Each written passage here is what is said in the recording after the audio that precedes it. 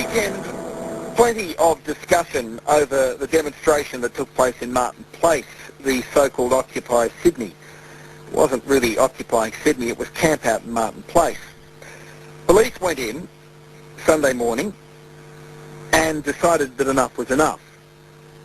And protesters have accused police of being heavy-handed, using military-style dawn raids.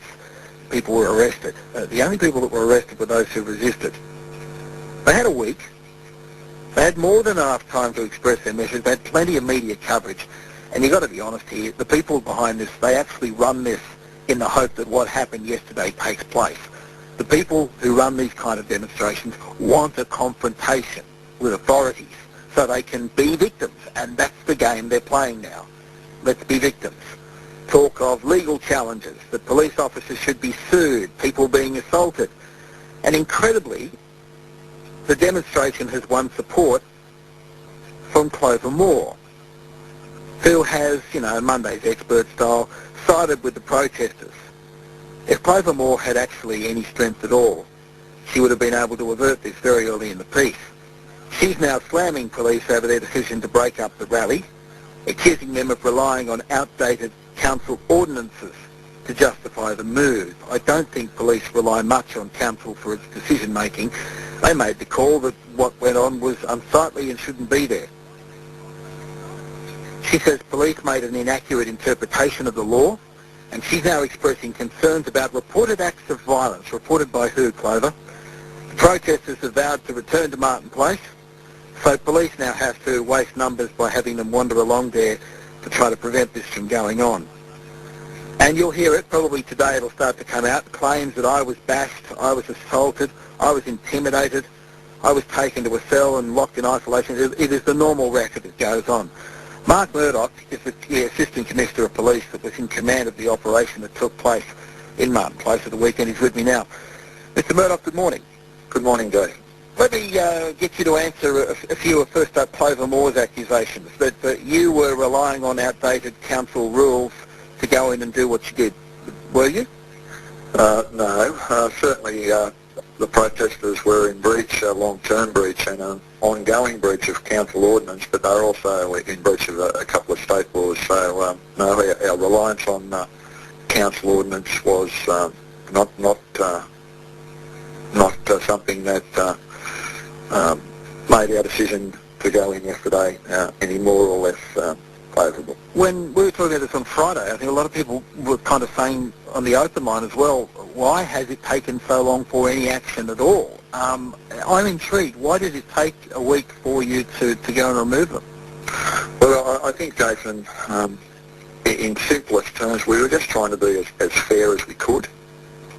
We knew the Occupy Sydney movement was, I suppose, something supporting similar action that's happening around the world.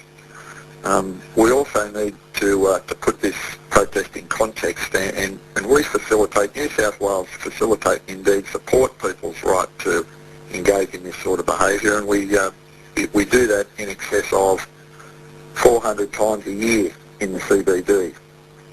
Now, when we approved this protest, first of all, on Saturday the 15th of October, it was approved, a lawful assembly was approved in Martin Place between the hours of 2:30 and 4:30.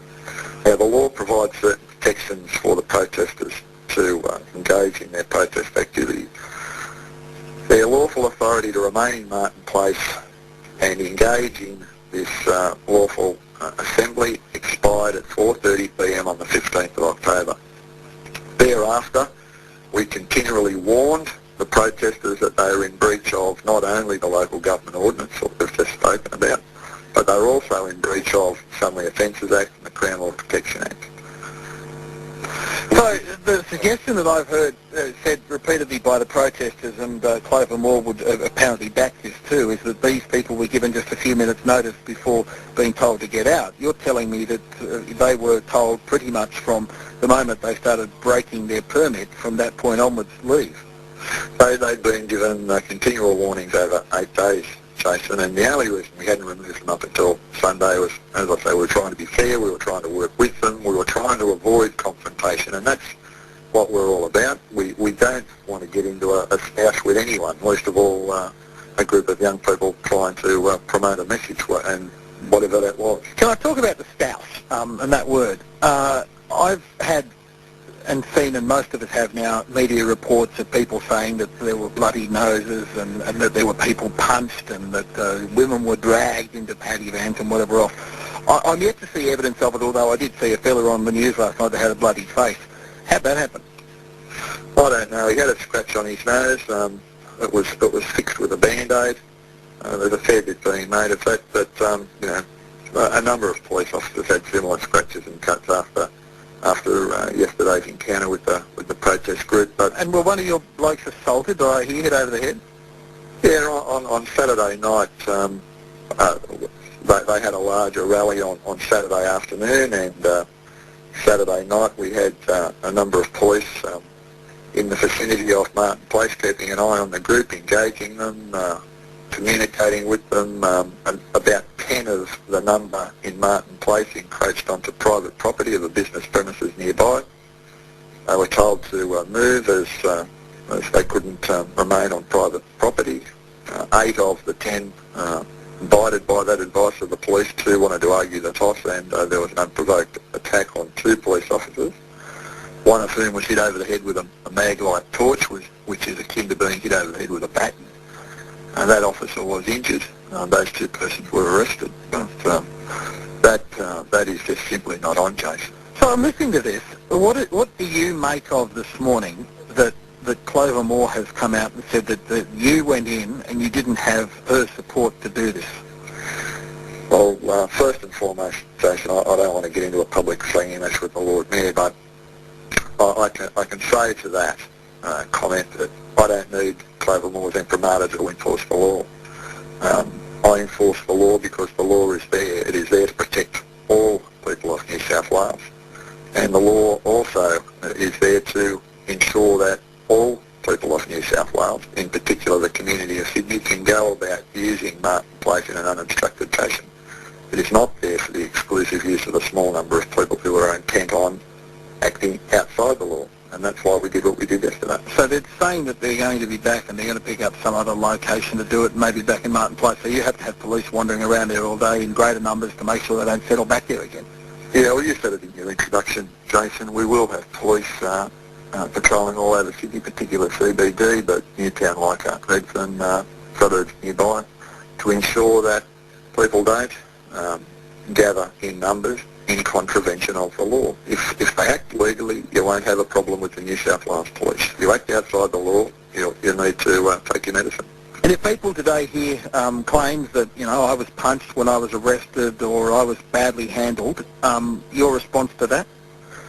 I would refute that. I've said it yesterday and I'll say it again today. The police involved in that operation acted professionally at all times.